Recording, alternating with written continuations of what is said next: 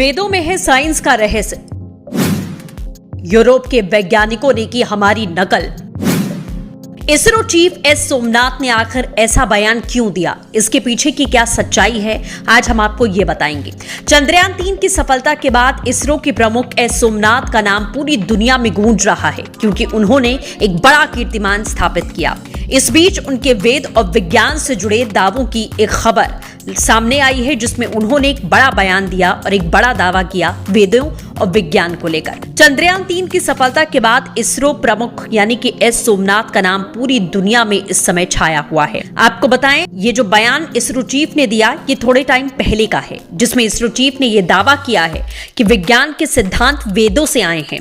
Algebra से लेकर universe तक में यूरोप के वैज्ञानिकों ने हमारी नकल की है। भारत के वैज्ञानिक संस्कृत भाषा का इस्तेमाल करते थे। इसकी कोई लिखित लिपि नहीं थी, लोग सुनते थे और याद कर लिया करते थे।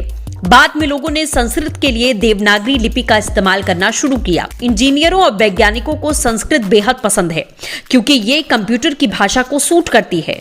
संस्कृत में लिए गए भारतीय साहित्य काफी समृद्ध रहे हैं। संस्कृत में वैज्ञानिकों के योगदान को भारतीय संस्कृति के हजारों साल की यात्रा से समझा जा सकता है। संस्कृत में वैज्ञानिकों के योगदान की छाप हजारों सालों की भारतीय संस्कृति की यात्रा में देखी जा सकती है। You know that many of the literature written in terms of the ideas like zero. If you subtract 1 from the 1, you get 0. Shunya, the concept of shunya. And equally important is the concept of infinity. I think both of these are the findings of those great rishis, expressed in very beautiful poetic ways. Even you know the algebra, the concept, the mathematical concepts called algebra, the square root of numbers, very precisely expressed. Even Bothayana equated to Pythagoras theorem. You know, Bothayana was living in during 800 BC. Pythagoras came much later, and he expressed that for a right angle triangle, how the connections between sides are expressed beautifully in the concept of areas. Though he was not talking about square, but he was talking about areas. It's exactly the same theorem of Pythagoras, expressed in beautifully in Sanskrit in 2 sentences. You can read that and understand the beauty of it.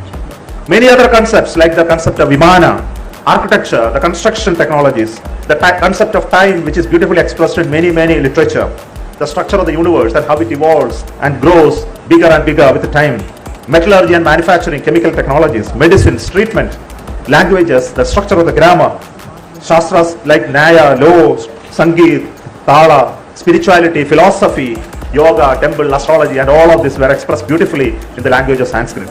Somnath Sanskrit की फिल्मों में अभिनय किया करते थे। चंद्रयान 3 की सफलता के बाद उन्हें इसरो चीफ के तौर पर ही जाना जाता है, लेकिन ये जो छुपा हुआ हुनर है एस सोमनाथ का, वो शायद ही कोई जानता हो। एस सोमनाथ की निगरानी में चंद्रयान 3 ने चंद्रमा पर सफल और सॉफ्ट लैंडिंग की, वो भी चंद्रमा के उस छोर जहां अभी तक दुनिया के किसी देश ने कदम नहीं रखा। पृथ्वी से लॉन्चिंग और चंद्रमा पर लैंडर की लैंडिंग का पूरा ऑपरेशन इनके ही कमांड पर किया गया था। आपको बताएं, ये केरल के रहने वाले हैं। 1963 में अलापुझा जिले में जन्मे।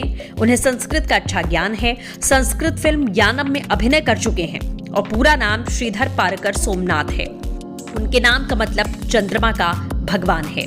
तो सीधे तौर पर भारत एक ऐसा देश है जो विज्ञान और वेद दोनों को लेकर आगे चला है।